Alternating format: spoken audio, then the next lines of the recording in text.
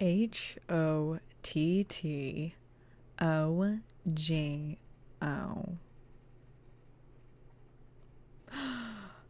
What's up, everybody? Welcome back to the MaeMaeTown podcast, episode 8. How is everybody doing? Hello, how are you? Oh my gosh, well, in this news, I woke up at 3:45 today. Why? Because Neodoodles did a 24-hour stream and I joined him for the very last 4 hours. And so my slot was at 5 a.m. So I woke up at 3:45 and I went back to sleep at 9 a.m. on the dot, and then I woke up at 2 p.m. And it was so great. It was such a great stream. He had a bunch of other streamers on with him, and it was so entertaining, and he honestly did really well. I know in the last 3 hours he was really struggling, which I've done a 24-hour stream before, so I can relate to that. I made the mistake of starting my stream at 7 p.m., which don't do that. Also, my roommate's cooking if you can hear noises. I'm sorry. I start at 7 p.m. Never do that. If you're a streamer and you want to do a 24-hour stream, never start at night. Always start as early in the morning as you can, preferably 7 a.m., so that it's just like you're staying up all night and then you go to bed at 7 a.m., right? I did not do that, and that was a huge mistake, and I was struggling. But Neo started his at 9 a.m., so it wasn't too bad, but I could tell that it's definitely still a struggle no matter what you do. But yeah, it was so much fun. We just chatted. We basically did 2 podcast episodes worth of just chatting, I feel like, and then we did some Mario Kart, but it's really hard to play Mario Kart when you're that tired, which is exactly why you shouldn't drive at the wheel. You shouldn't drive when you're sleepy, because it's very dangerous. And he's a very good Mario Kart player, but he was driving off cliffs and stuff. So yeah, but I'm very proud of him. 24 hours is really hard. Some people do 36 hours, and I'm like, bro, how do you do that? I could never do that. I don't even, and it's not even I feel the need to challenge myself, because I don't want to challenge myself in that way. I have no interest in trying to stay up for 36 hours. I think it's horrible for you. I think 24 is really pushing it, because you can get sick from not sleeping. So I feel like 36 is, I don't know, that's too much. But I mean, if you're getting subs and people are giving you money, I guess. But I would have to sleep during that. I would need to take a nap. I wouldn't be able to stay up all night. Or for 36 hours, I mean. Yeah, that is crazy, right? Yeah, I was more than happy to get Neo through his last few hours as he did for me. I wanted to end at 21 hours. I was like, I can't do it. I can't do the last few to 4 hours. I need to go to sleep. And he was like, oh, let me get on your stream and just ask you a couple questions before you end. And he tricked me, and I ended up finishing at 24 hours because he kept asking me questions and stuff. So it was very sweet of him, and so I wanted to try to return the favor if possible. And I think we did it. We did make it to 24 hours, but I'm not I was gonna say I'm not very good at carrying conversation, which is ironic right now in this moment. But I hope that I was of assistance. He was running himself off the road. Yeah, that's how you know you're really tired. But yeah, so I woke up at 2 p.m. today because I just I wasn't even up for 24 hours, but I don't wake up early ever. So I was I need to make up for this, and because I wanted to have energy for the podcast, so I was I need to sleep for as long as possible. And here I am. Oh, I was perfect. Oh, thank you, Neo. Well, I'm glad. All I cared about was helping you get through, because that's really hard to do. I've always wanted to do a long subathon, but I sleep, when I need to. So you just leave the stream running. I've always wanted to do that, so I might do that someday. But the 24 hours was a lot for me. So I haven't done anything like that.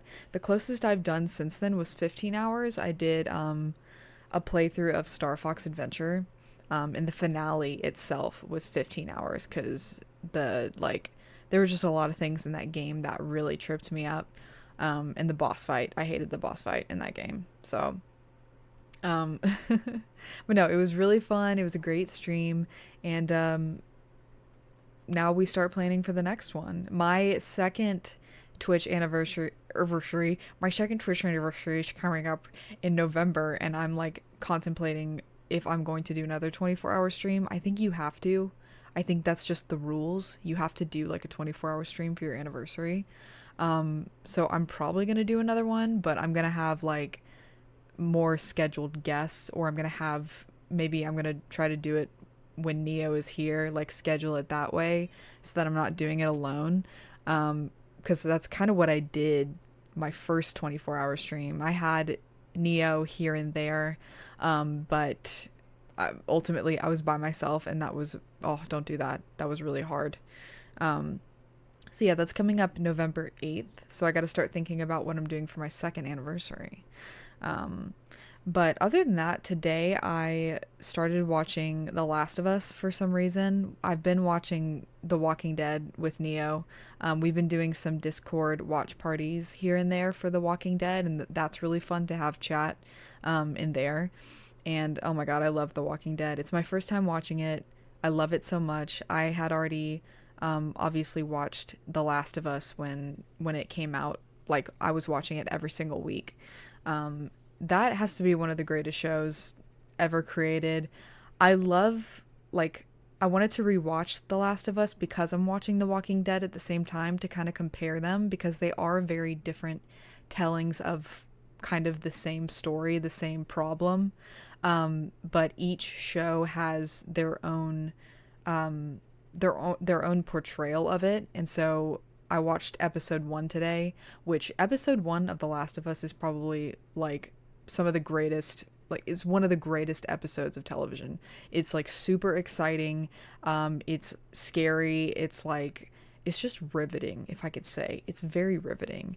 And The Walking Dead is a lot like that as well, but something about The Last of Us, it's really exhilarating, especially because, the game came first. And so the first episode, there's a lot of nods to the game. Like, they would shoot, shot for shot scenes from the game. And so when it's happening, and it's really cool to watch it play out. So yeah, if you haven't seen The Last of Us on HBO, it is, oh my god, it's so good. So amazing. The actors are so good. The writing is amazing. They adapted it perfectly, I think. So I'm excited to see season 2, because that's going to be really intense, and I'm interested to see how they play that out. But so yeah, I've been rewatching Last of Us, and I really like, and it's not really spoilers because the game has been around for so long, so I feel comfortable kind of talking about it, but I like that The Last of Us, the way that it portrays the apocalypse is like, there's not just, Joel and like the people dealing with the virus. There's also like how the military is dealing with it, how the government is dealing with it. Whereas like in The Walking Dead, we don't see the government really at all. Like, we don't see, their reaction to it, at least in terms of like we're at season 9 right now, and I've yet to see anything from the government's perspective of things, whereas Last of Us, it shows both sides, and I really, really like that. I'm a Hunger Games girly, so I love like a good dystopian, like, fall of society, but also like, what does the government look like in that world? The Walking Dead is all about the people dealing with it, like the aftermath. So I'm liking comparing that, but I love both of them like equally, I think, but they're both different in their own way. Nia says, I'm ready to watch Last of Us. I think I already know I'll love it. Oh, like, there's no doubt that you will love it. There's no doubt that anyone who watches that show will love it. I think it's for multiple age groups. I'm really trying to get my dad to watch it, but he's kind of weird about like things that are too intense. I think he watched The Walking Dead when it was coming out, because I feel like I've heard him talking about it. But he like those types of shows are so graphic that he kind of, I don't know. I'm not sure if he wouldn't watch it on his own. I would have to sit down with him and be like, okay, we're watching this. And I think he would like it, but his generation, like, they're very, I don't know, when it comes to like zombies and stuff, that's not really what they're used to watching. So it's like, it's a hard sell, but I'm going to try to sell it to him because it is so good. Um, JT is talking about Neo streams, says, honestly, just as a viewer, the back-to-back guests made it go by so fast. Yeah, I think having guests on the 24-hour stream is crucial. It's crucial, but it's also a good way to like collaborate with other streamers and, you know, promote them as well. And it all honestly, like, at least for Neo specifically, like, it really showcases like all of the streams that he's done so far, you know, because he's collaborated with those streamers so many times that it's almost like a mashup of like the greatest hits, you know what I mean? So I think that's really cool too. I want to do something like that as well for my next 24-hour stream. But in my last episode, I talking about games and stuff like that, I made a few comments about the upcoming Legend of Zelda game, Echoes of Wisdom, and my stance on that is that, and I posted a clip about this on TikTok. I'm a bit weary about the types of princess games that Nintendo is releasing. Like, for example, Princess Peach Showtime was such an easy game, and I honestly feel like Nintendo's kind of treating, I don't know, like, the princess characters aren't really getting games that I think they deserve. I said in my last episode that it feels like they're almost pandering to the female demographic because, like, we don't usually get, you know, fantastic games that star like female characters that we've seen for literally decades. And I posted that on TikTok, and I think I got about 50-50 like positive and negative comments. And the negative comments were essentially like what I expected, because I feel like whenever like a woman critiques the gaming industry, there's always that backlash from men, usually, who are just like, you don't really know what you're talking about. One comment in particular that I didn't respond to because I don't really believe in like striking up debates on social media about gaming, because most of the time I feel like it's a waste of energy, because the person you're talking to, like, there's no having a conversation with them, they just want attention. At least that's what I've noticed from seeing other arguments on social media. But I wanted to respond to it on here because this is the podcast and this is my space and I feel comfortable doing so here. And that way other people in the chat can also respond to it and we can get your opinions on it as well. But basically, the one comment that really stood out to me that made me think was, every time a game like this is made, girl gamers don't back it up like y'all say you will. It really sucks, but the numbers always show this. And, you know, my first reaction to this comment is the fact that they use the term girl gamers, or, you know, an alternative to that would be gamer girl, which to me is a misogynistic term. I don't know if anybody else feels that way, but whenever I see like someone referring to women who game as gamer girls or girl gamers, whatever it is, it automatically strikes me as a bit misogynistic. And that comment in particular, saying like, you guys never back it up like you say you will, and the numbers show. And it's like, okay, well, what if the reason the numbers are negative is because the game is not good? What if it's pushed to us as if we should be grateful for it because we don't get games that are like, that celebrate female characters or whatever it might be, and we should just be grateful for that? And when we're not grateful for it, it's, oh, you guys just never support it. It's like, I think it's just that the games aren't as good as the games that are pushed to the male demographic, right? those are my feelings about it. And I know that's a very like, I don't know. I know that's kind of controversial, but I genuinely feel that way. And I'm curious to see what everybody else thinks about that.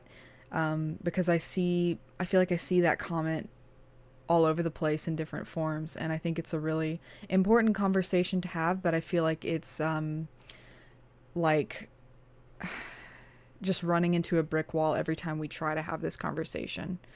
Um, JT says it feels weird to single out someone's gender to describe their love for gaming. Like, what does it even matter? Even matter? Yeah, that's how I feel about it. It's like the very fact that this person, like, categorized, like, I don't know. And like, I'm terrible at like getting my words together, but I know how I feel. But like I said, the term like gamer girls or girl gamers, first of all, gamer girls to me, whenever I hear that, I think of like, and this is no shade to this person, but I always think of Belle Delphine, who I honestly admire very much. I think she's a very smart businesswoman, but there's no denying that she kind of started this gamer girl aesthetic, you know, with the crop top, with the gamer girl crop top and like the shorts and whatever. That's what I think of. And so to me, it's not like it's girls that game. It's, oh, gamer girls. Like, it kind of, I don't know. It feels misogynistic to me. Not one single person says gamer boy, right? Just that alone is like, nobody singles out men when they're talking about gamers. They say gamers, and usually I think it's referencing men, because if it was talking specifically about women, I feel like people tend to refer to them as gamer girls or female gamers. You know what I mean? And so we're already struggling with being accepted in the gaming community as also gamers, which gamers is like, that could be literally your grandma. You know, gamers is not like a, I don't know, it's not something that you have to work for. It's just you pick up a controller, you're a gamer. You play, you know, Harvest Moon for a few hours, you're a gamer. But it feels like this exclusive, you know, club that women have never really been fully included in. And when we are, it's always like the same kinds of like, you think of like, oh, cozy games. Of course, that women can have that because it's cozy and it's soft. And I know we have Metroid Prime, but isn't it true that we didn't know that Samus was a woman until the game? Like, it wasn't marketed as a female character? Like, it was revealed in the game? Which, that's another thing that somebody said on my TikTok. They're like as if Metroid Prime doesn't exist. And I'm like, yeah, but I don't think we knew that Samus was a woman until there was a reveal in the game, right? Like, they didn't market Samus as a female character, right? I think because I remember when that was revealed, it was very shocking and people freaked out about it, right? Noodle says, in a way I can see what they mean, but at the same time we deserve so much better. Like, game developers can deliver amazing games starring a female protagonist. The Bayonetta series is the best example of this. Bayonetta is an amazing franchise. It's true. It's true. Like, and that's why I'm a bit, I will say that I am very excited to play this new Zelda game because it's a Zelda game. I'm always excited about Zelda games. But I feel like this is supposed to be about Zelda specifically, right? And I just wasn't expecting this for her first game. Like I said before, I was expecting more of an epic kind of adventure game.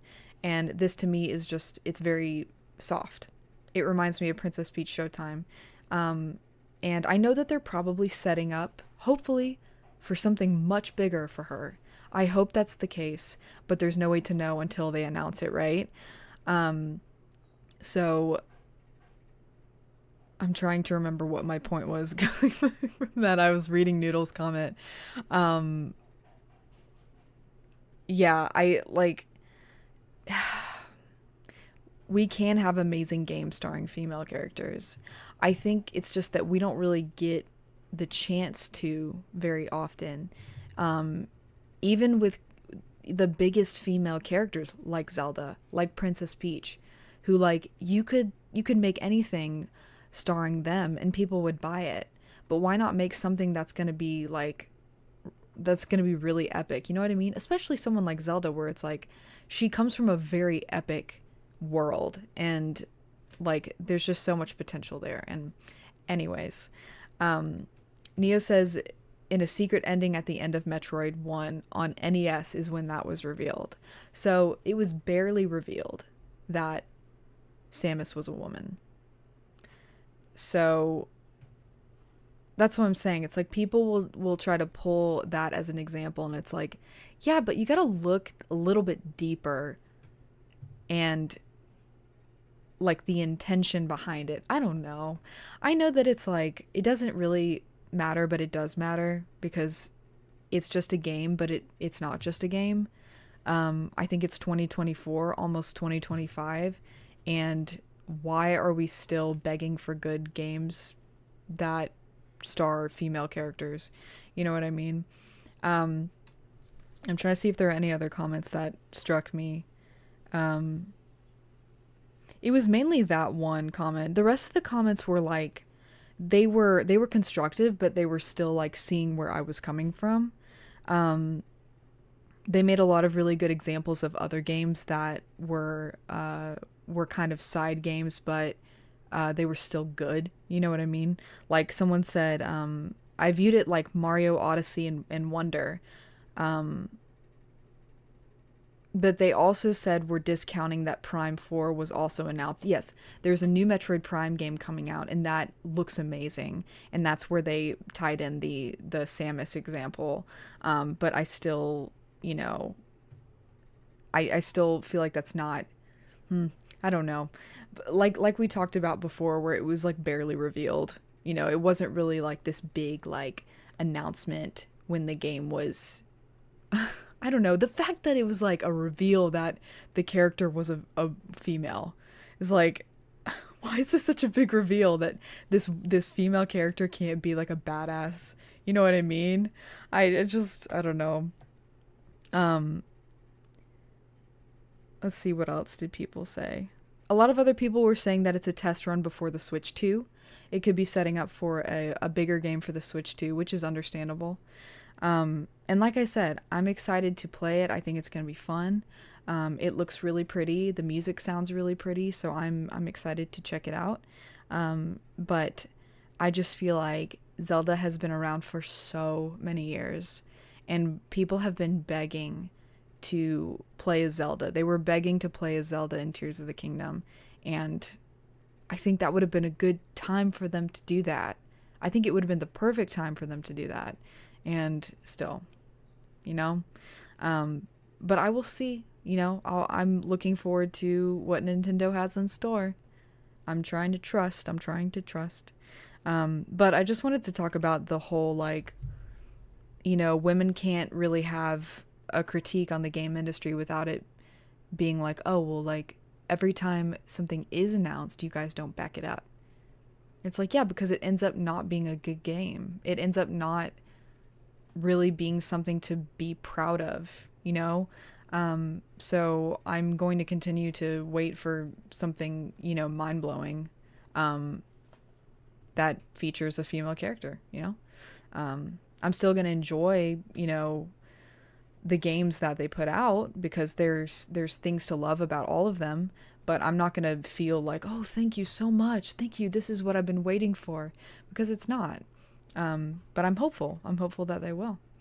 But yeah, I'm excited to see what the Switch 2 is going to hold for us, because I feel like it's going to be a new generation. Hopefully some fresh takes, some fresh storylines, some good remakes in there as well. But we will see. What else is going on, guys? 4th of July was I stayed in. I started playing GTA on 4th of July. And I'm obsessed with that game. I think it's so much fun.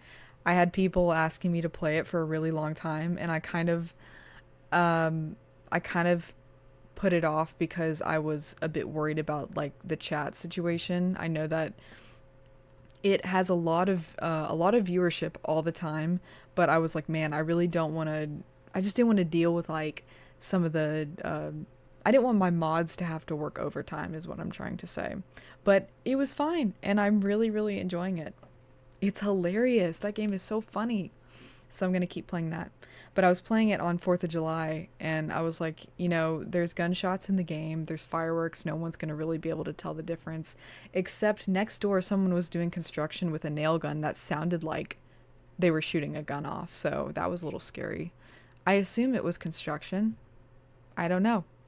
Um, but going back to what Noodle says that I think this is about the game thing.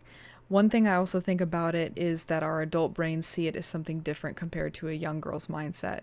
Like if this came out when I was a child, I would have saw it as amazing and even challenging. Exactly. That's what I'm saying. And you know, I will say that the kids today don't really get good games. And I talked about this last episode too. Kids today are getting like the Peppa Pig game, which is total garbage, the Bluey game, which is pretty good, still $40 for a game that even the child could beat in one sitting.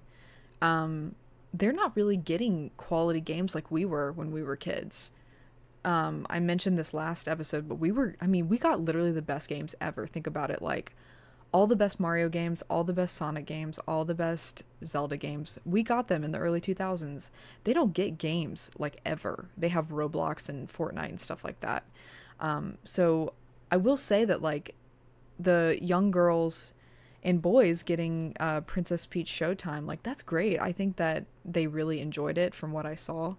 But for someone who grew up with Princess Peach, it's like, oh man, like I hope that they are setting up for something bigger that's more for adults. You know what I mean? Because Princess Peach Showtime was fun. It was really cute to play, but I think it's more suited for a child, honestly. But I'm hoping that they've got a more like badass Peach game coming next year or the year after. Shadow Anime, yeah, they released a 3-episode Shadow like anime. It's not a series, is it? I don't know where it's being shown, but I saw a clip from it, and I wish it was a full show. It looks amazing. The music is beautiful. It's insane. So that's really exciting. I think it's the Shadow Generations. It's like a prologue or something like that, but it looks really cool. JT says her name has been selling a franchise for over 20 years. It's time she had her own game. You're talking about Zelda? I'm late on this. I had ads. No worries, JT. Yeah, that's what I'm saying. It's her legend. The Legend of Zelda. And we're just now getting a game where we can play as her. Someone else commented on my TikTok and they said, so we're just ignoring the CDI games? And Nia was like, yeah. And they were like, okay, just checking. Thought that was really funny. Because at first I was like, oh, did I mess up and like not do my research? Like you could play as Zelda before, but then I remembered the CDI games, and I was like, oh, that does not, no, that's not. Noodle says you already know that I've been obsessed with Mario and Luigi games. Yes, we got to stick up for our young gals. Yeah, our young upcoming gamers, and kids can obviously play most of the games that are coming out, right? They can play them. But, you know, I hope that kids, like, don't just get, like, Peppa Pig stuff. Which, there's nothing wrong with that, because we used to get, like, you know, on CD-ROM, we would get, like, the Humongous Entertainment games, but those are genuinely fantastic games that I still play as an adult. I think if an adult gravitates towards those games, that's what makes it a good game. Because it's like entertaining for everybody, you know what I mean? Noodle says I don't think that it was a dog shit game like some people have been saying Showtime was, but it could have been so much more. It felt like a trial a little bit, it felt like a demo, a little bit. I beat it in 8 hours, which for me it takes me usually a lot longer to beat a game. But I literally finished it in 8 hours. Now, I didn't 100% the game, but I beat the story in 8 hours. And I think that's too short for a $50 game. I think that's too short. So hopefully, with the second movie coming out, which the second movie comes out no. Does the second movie come out next year or 2026? I think it comes out in 2026. But hopefully with the release of the second movie, they'll release a new Peach game, alongside that. That's really, really amazing. 8 hours for $50 is crazy. Yeah, luckily I just remembered I had some eShop credits, so I only paid like $15 for it. And after I beat the game, I was so glad. I was like, if I had paid full price for this, I would have been so pissed. So luckily I didn't have to pay that much, but like most other people had to, which is insane.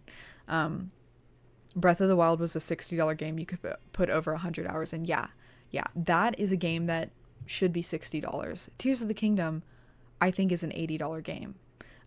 Because those games have longevity. You can play those games for years and still find new things to do.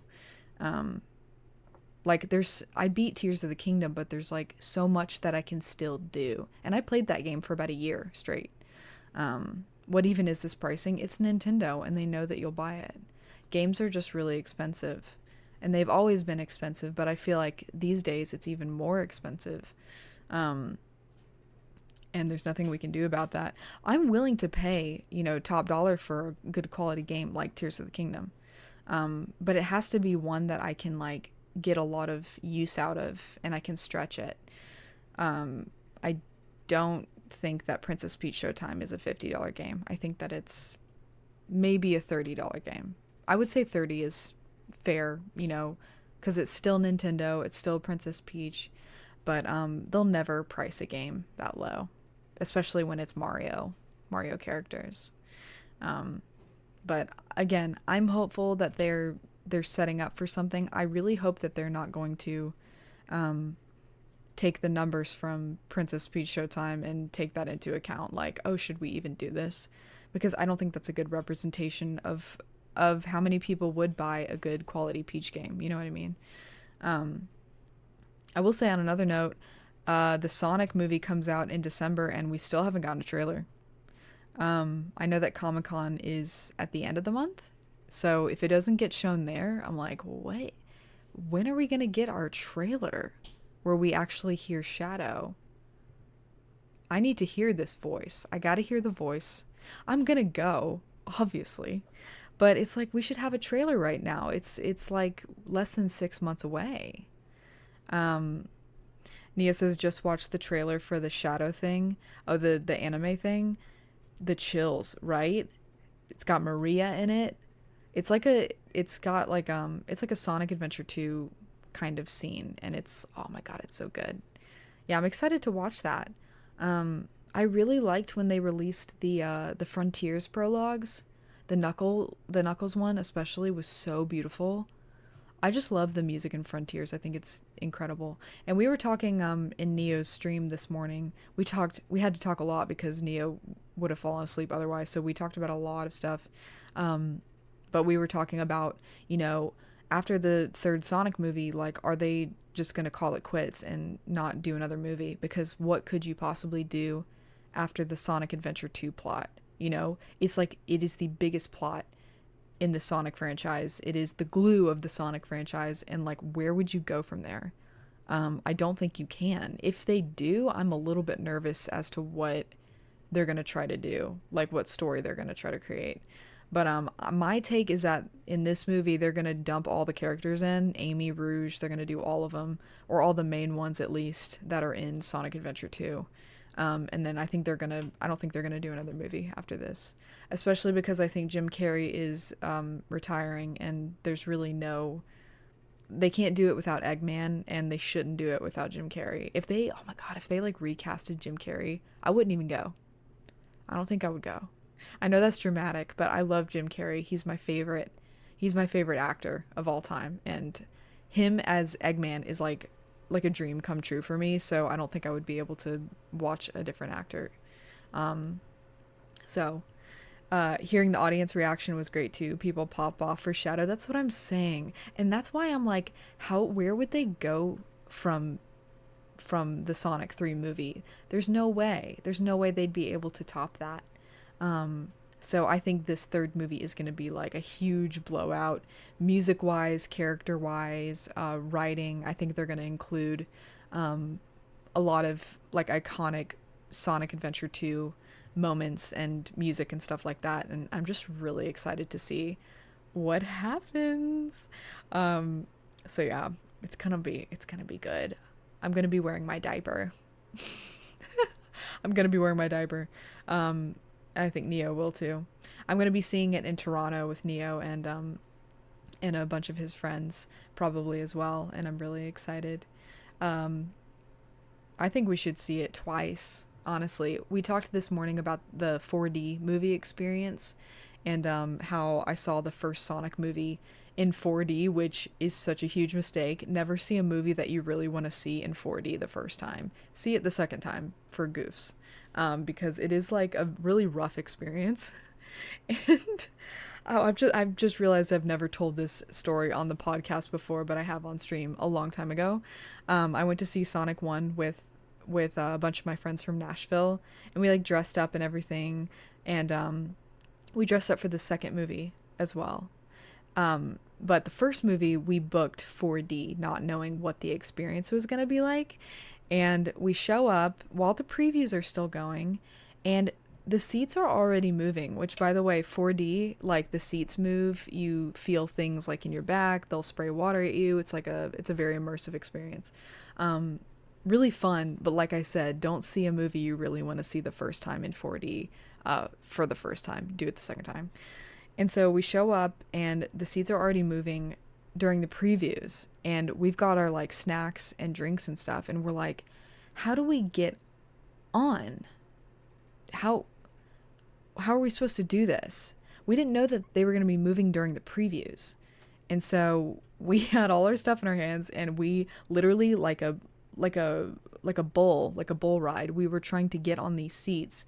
And don't even plan to eat or drink anything, because you won't be able to. You won't be able to, especially if you're seeing like an action movie. It's not gonna happen, or you're gonna feel sick by the end of it because it's like shaking you around. But I would definitely see Sonic 2 in 4DX, but like I said, the second time. I saw Avatar 1 in 4DX for the second time, and I'm really glad, again, because like you cannot enjoy the movie if you see it the first time. But my experience with seeing Avatar 2 in 4DX was hilarious. I went alone because, like, I'm not afraid to go to the movies alone. I actually love going to the movies by myself. I love doing most things by myself because I like being in control. I'm not a control freak, but I love, like, leaving the house when I want to. I love showing up when I want to. I love waiting in line and getting my snacks, blah, blah, blah. And so I went and sat in my seat, and I was sat next to this group of 3 guys, and I could tell it was their first time seeing the movie, especially in 4DX. And the whole time, and by the way, Avatar 2 is also a war movie, so you can imagine that the 4DX experience was super intense. If someone shot an arrow, you would feel the arrow go into your back. Like, it was so crazy. And the whole time, the guy next to me was trying to take a sip of his drink, and he couldn't. He couldn't the whole time, because every time he'd go to do it, the chair would jolt forward, and his friends were laughing so hard, and then I was laughing so hard, and it was just really fun. So if you have the expenses and you can just go for a second time for 4DX, like, I highly recommend it because it is hilarious. But I'm also excited for Avatar 3 whenever that comes out. Also, in unfortunate news, I just learned about this yesterday. The producer of Avatar passed away, and I'm very, very upset about that. John Landau. He also produced Titanic, so we lost an icon. I don't know what that means for, the future of Avatar. I know that they've shot most of the movies already, so it's his job is probably already done for the most part. But dang, I really enjoyed his work, and so that was really sad to hear. I think it was a sudden passing as well, so it was very shocking. But yeah, that's sad. But like I said, they've shot like most of the Avatar films already, so I think they're done with that side of things. But the next one is going to be about a fire tribe, I've heard, and I just love Avatar. I love James Cameron. I think he's such a freak, and I love his brain. I love how stubborn he is with like the fact that he waited 10 years to make Avatar so that he could make it exactly how he wanted to. And if he had tried to make it any earlier, he wouldn't have had the technology to make it what it was, the motion capture and everything. And like the Avatar movies are such a huge undertaking every single time, and he just pulls out all the stops, and I really admire him. I think he's like my favorite director because he's just so crazy and just goes the extra mile with like the detail in his movies. And oh god, I was listening to the Avatar soundtracks actually yesterday. I was listening to it, and then I found out that the producer passed away, and I was like, that is so weird because I don't always listen to the soundtracks. But yesterday I felt like, oh, I really want to just like relax and listen to them because they're so beautiful. And I heard he passed away, and I was like, damn, what is that? But God, I love the Avatar franchise so much. And I know like there's a lot of people who are against it, and they just, I don't know, they don't like it.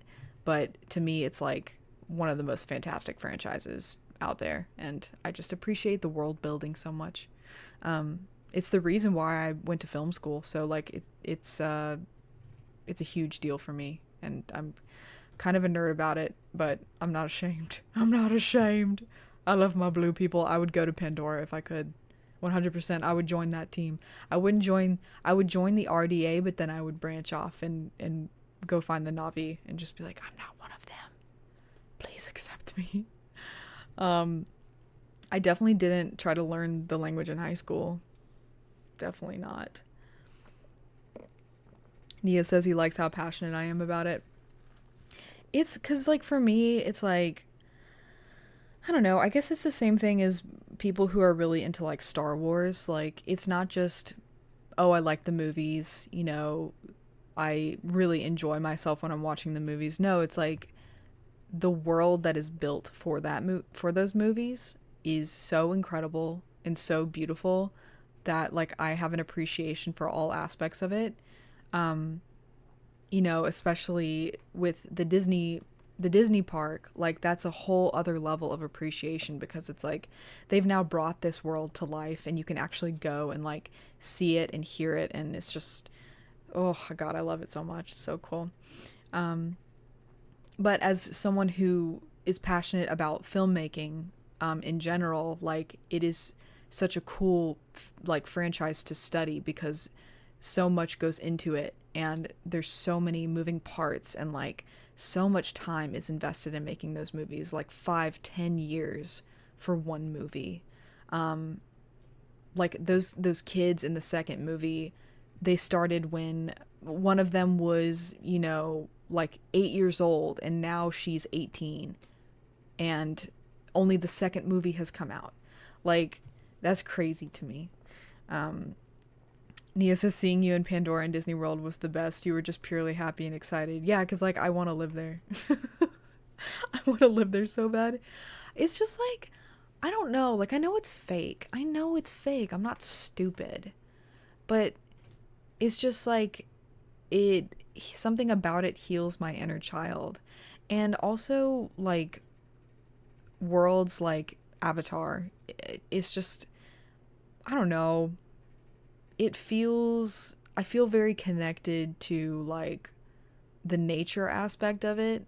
I love being out in nature, and Avatar is just like, it's all about connecting with the planet and with like, the spirits of nature and stuff like that. And I think like deep down we all want to feel that connection. And so I just really, I don't know, I really connect with that about the franchise, and it just makes me super emotional. Anytime I listen to the music or I watch the films, like I'm usually crying because it speaks to a part of my soul that I can't really explain.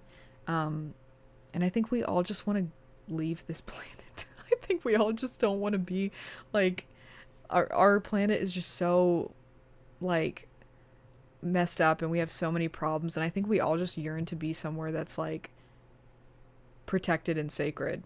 I don't know. Maybe that's really cringe to say, but that's how I feel in my heart, I think. And I just like aliens. I think aliens are cool. And it's cool to think about like the fact that there's probably a Pandora out there. Like that's not a joke. That's real. There's got to be a Pandora out there somewhere, because we're not the only ones. We're not the only species here that can like be sentient and build societies and stuff like that. That's just true. So also thinking about like the fact that there's probably a real Pandora somewhere in the galaxy is a really cool thought. I don't think I'll ever get to go there, but if there's a program, I will sign up. um but yeah, I love Avatar, and I just love movies that are that detailed, and I have just such a huge appreciation for it. So I'm excited for the next ones. I'm excited to go back to Disney World. I'm excited to go back to Disney World as always. I feel like I talk about Disney World in every single podcast episode, but it's just, I love it. And I will be honest with you guys. This is gonna be so Disney adult of me. I was having like a really hard time recently, like financially. Like I do delivery, and it just kind of felt like I had a lot of blockages. Like I wasn't receiving as much money as I usually do, and I was just like, what is going on? And then like a few other things came up where my tire pressure was low, and I was like, no, I really need to make money. Like this can't be happening. And yesterday, I worked all day yesterday, and at the beginning of the day, I was like, let me go fill up my tires and just hope that the light goes off. And filling up my tires was so stressful. I don't know what it is about the whole experience, but it was really stressful. The valve on one of my tires, like it slipped out of my hands because I was sweating because I had an audience. There were people waiting, and I was like, and the valve came out of my hands, went under my car. And so there's people waiting, and I have to go open my trunk and get an umbrella to get it. And I'm like literally on the concrete in the gas station trying to get the valve back, and I did. And my tires are super dirty because I haven't like scrubbed them ever. So I've got like black all over my hands, like my jeans are getting dirty. And I finally finished filling up my tires, and I got back in the car, and the light went off. And I was like, okay, they just needed more air. Like there's no puncture, they just needed more air. And there's still no light today. But I just spent, I was very thankful about that, because that is such a huge like make or break in your finances when you need new tires. Oh my God. It can cost you like $500 to replace all your tires. So I was like, I can't do that right now, but I also have to work. And I just spent the whole day, doing deliveries, and I was just listening to Disney music because it just like heals my inner child. I was listening to Avatar because it heals my spirit. And literally like a few deliveries in, I got a really good payout, like estimated payout, and then I show up, she gives me a $20 bill. I was like, okay, well, I wasn't really listening to Disney music like this throughout the week until today. And I don't know, guys, I think there's a connection between like healing your inner child and manifestation. I don't know. I'm a big believer in manifestation. If you're not into that, I totally understand. But for me, like I have to believe in something bigger. I can't just go through life, having bad things happen and not thinking there's a reason for it, or like just sitting in the blockages that I've been sitting in and like not trying to get out of it. I don't know if that makes sense, but basically, like, I'm a believer in manifestation and speaking, positively and all that stuff.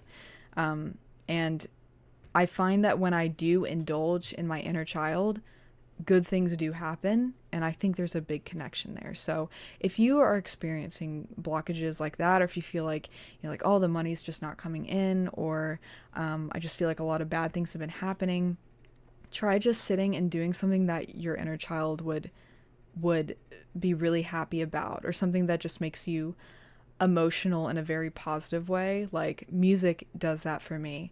And so if I feel like I need to, like, get out of my head or something like that, I'll just listen to my favorite Disney soundtracks, or like Avatar, something that really just kind of like speaks to my soul, and I feel like it at least makes me feel better emotionally.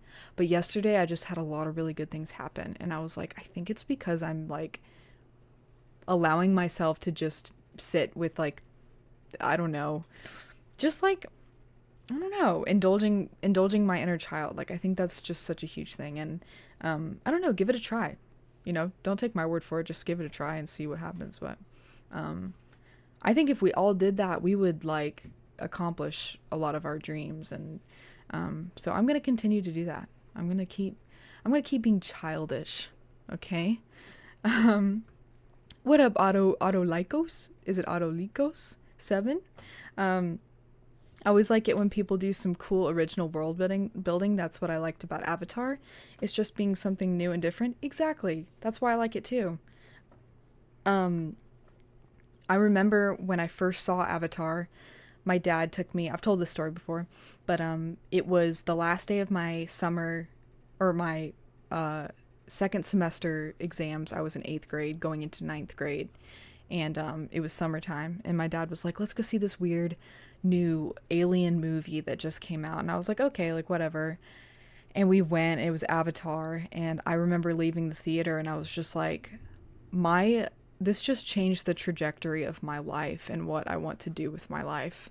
And I went home, and for the first time I watched, like, I spent the whole day watching the behind the scenes footage from that movie, and I was like, I think I want to study this. And so I went to film school, and I got a film degree, and I learned about, motion capture, and I learned about how the movie was made, and I got some hands-on experience with filmmaking, and man, it's just so cool. And I still am extremely passionate about film. I don't work in the film industry anymore, but like, every movie that I watch now, I have this newfound appreciation for how it's made, and I can kind of like, it almost ruins the movies in a way, like in terms of editing, because you notice every little weird cut.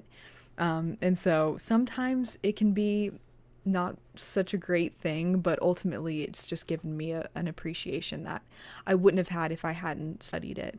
But yeah, Avatar changed my life, truly. I know that sounds cringe, but it honestly did, because it got me into filmmaking, which probably got me into content creation, which got me into streaming. So it's like, it's all a flowing river. It's all a flowing river, guys. Noodle says the world would be less miserable if people indulged their inner child. I'm saying, dude, like, I think that's why I could never work like a corporate job.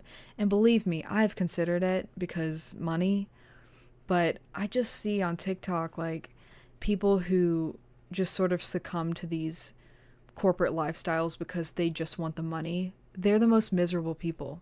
And I'm just like, I don't want that for my life. Like, I'd rather just make the money that I need to make and spend the rest of my time doing things that just like fill me with joy and make me happy. And like I said towards the beginning of the episode, I like being in control of how I make money and my time. And so that's just kind of the path that I've chosen for myself. But I agree. I feel like the world would be less miserable if people just pursued their childish passions. Because I've seen a lot of really successful people that did that, and they, some of them very delusional about, how to get there, but they got there, right? Like, sometimes you have to be delusional to get what you want. And I try to be delusional, but I think ultimately I have a lot of anxiety about that. but maybe I should be more delusional. I don't know. But at least, at the very least, like, indulge your inner child. You know, watch the movies that you loved as a child, listen to the soundtracks that you loved as a child, and just see how that can change your mood and change the outcome of your day. You know what I mean? And I think I'm going to leave you guys with that for this week. But I appreciate everyone coming out for this episode. If you are listening to this on Spotify or watching this on YouTube when the episode comes out and you want to be a part of the live chat, I do this every Sunday around 5 p.m. Eastern time on Twitch. It's MaeMaeTown on Twitch. So if you want to be part of the chat, you can come here on Sundays and be a part of the conversation. But I hope everyone has a wonderful week. I might be playing another episode. Actually, I will be playing another episode of the Walking Dead game after this podcast ends. If you want to catch up on the previous episode, that is up on my YouTube channel, MaeMaeTown, and it's been getting a lot of good reception, so I'm going to keep doing it. But yeah, we're going to play that after this ends. So if you're in the Twitch chat right now and you want to watch that, I'm just going to end the stream for a brief moment and then I'll be back for The Walking Dead. So I hope everyone has a good week and I will see you guys in the next episode. Okay, bye-bye.